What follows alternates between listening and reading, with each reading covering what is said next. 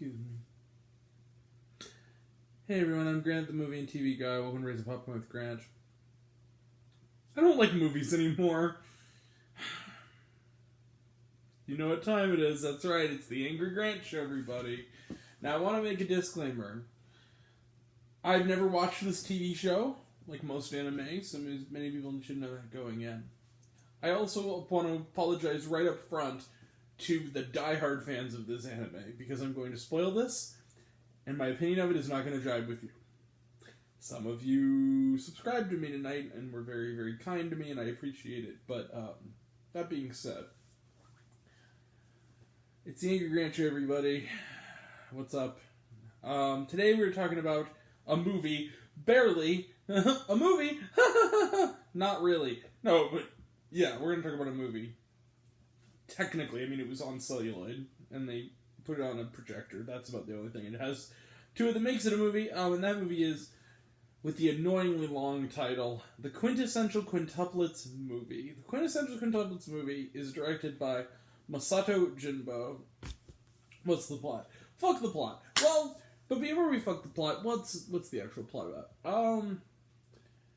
There's a creepy guy whose name I completely forgot about, who's a total asshole, as well as being creepy, and he is tutoring, he's in high school, as are, his tutoring students, which are, these 5 completely interchangeable, quintuplet sisters, whose names I didn't care to pay attention to or really pronounce. And where we pick up on the show is apparently he's been in love with all 5 of them since they were in high school, even though he's in a position of authority, which is really weird and fucked up. And even though, yeah, it's just really weird and fucked up. And even though he wishes he could be with all of them, yep, thank you, Quagmire. He says, I have to choose one of you. And he takes a long fucking time to do so. And then the rest of the movie is filler. It's subplots, and then for about... Fuck the plot, whatever. Well, who will he choose? We know he's gonna marry one of them because we see a flash forward, and it's the road getting to the altar! Who will he pick? And somehow it's all gonna take all of 2.5 hours. Look, I fucking hated the Quintessential Quintuplets movie.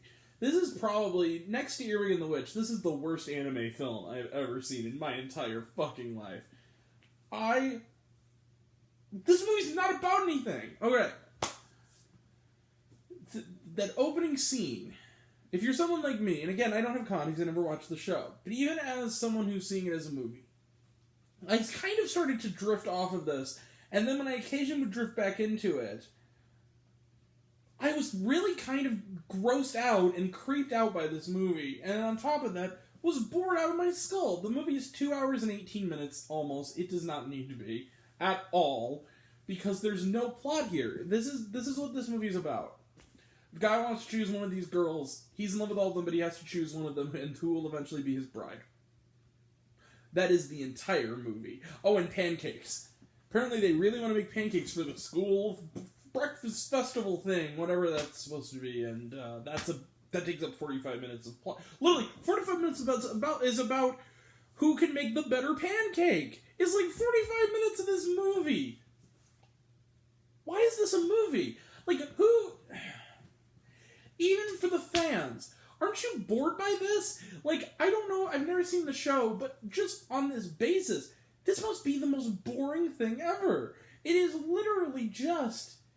These 5 characters are completely just empty vessel characters. They are completely... This movie takes, like, women characters back to the Stone Age.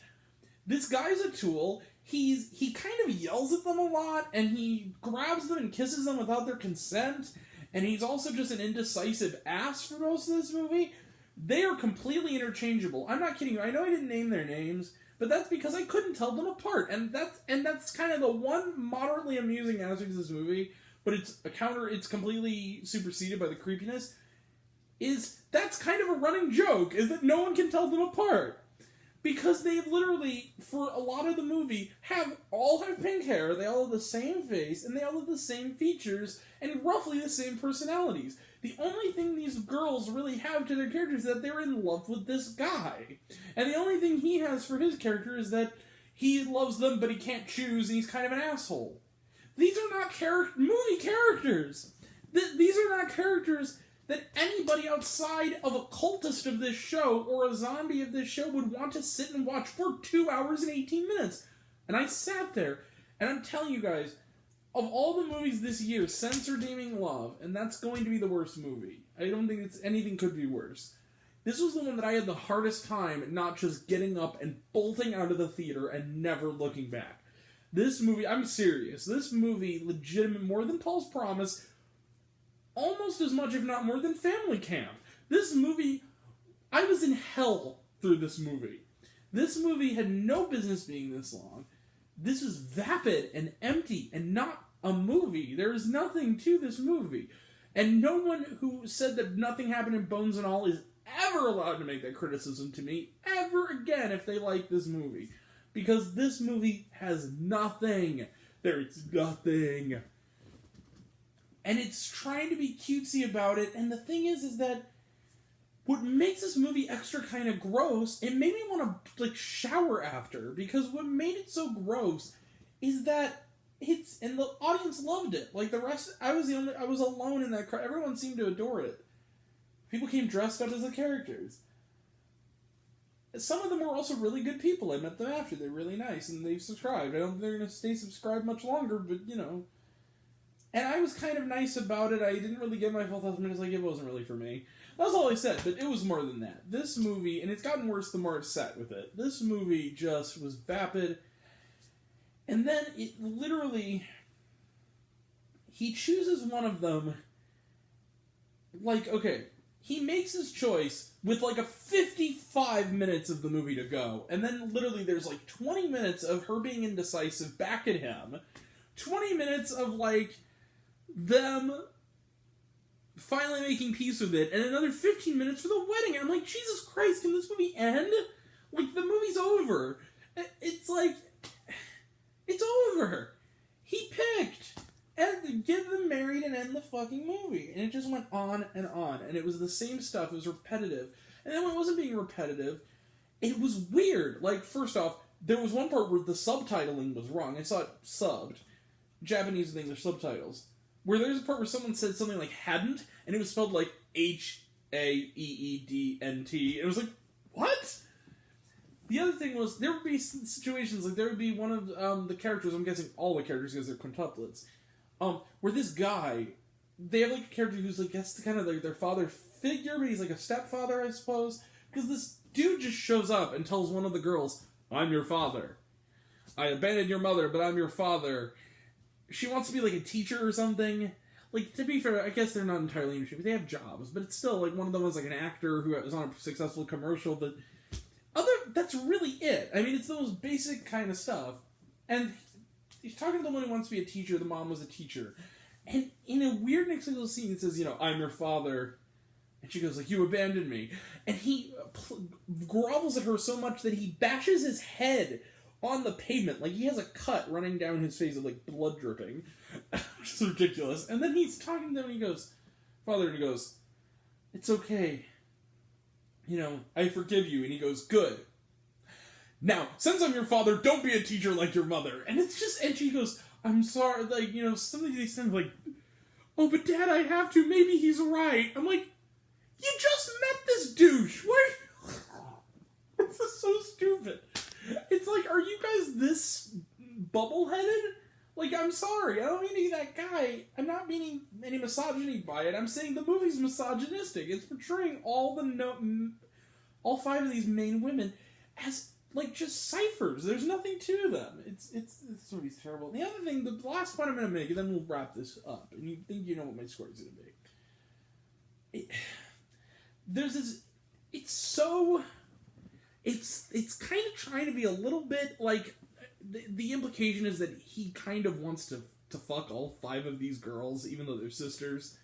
But the thing is, the movie is so G-rated and chaste about it and wholesome, but it's juxtaposing, like, this wholesome veneer, this, like, cutesy, happy, like, oh, we're all in love, hee veneer, with relationship dynamics that the implication of them are kind of creepy and scary and kind of masochistic, and you're just sitting there like, and it just felt gross. It's like, this is really, it's like watching a Disney Channel sitcom that has a character that wants to, and I have no problem with polyamory, but I have kind of a problem with polyamory when 5 of the 6 people in the polyamorous relationship are siblings.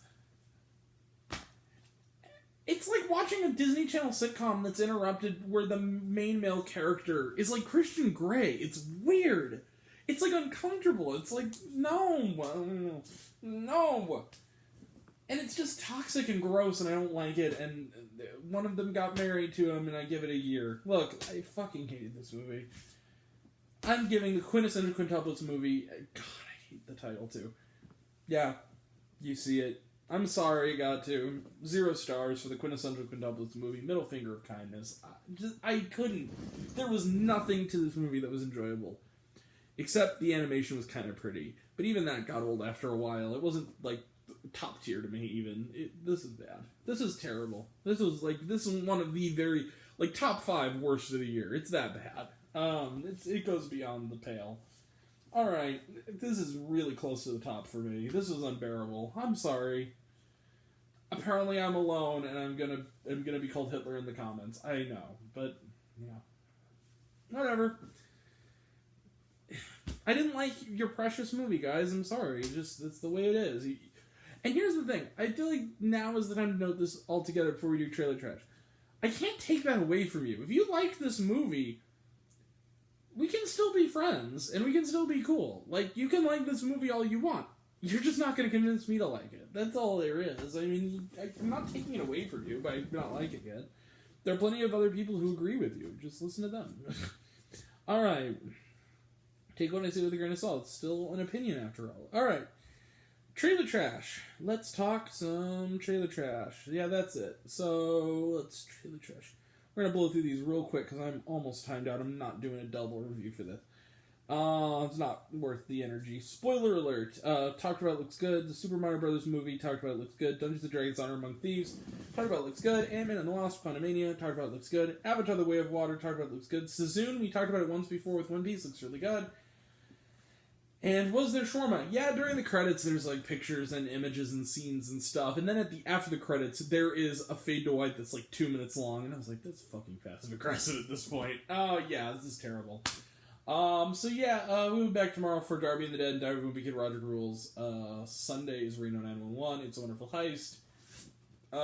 That's it. That'll all be next time, and until next time, I'm Greg the Movie and TV Guy. I see it all. I'm happy to share it with you. I love you all. I appreciate you all.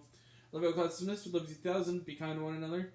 If you like this video, give it a like if you wanna. Give it a subscribe if you wanna. I know you're gonna dislike it. Give it a subscribe if you wanna. Give it the bell. I don't know what it does. That's supposed to do. Or so I've been told.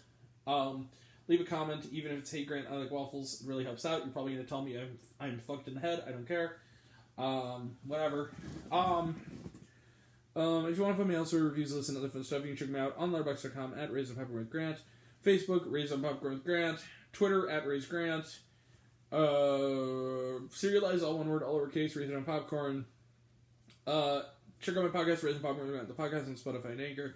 Some of you already have, but even if you haven't, take care of yourself, take care of your mental health. It's incredibly important. And I want to know down below.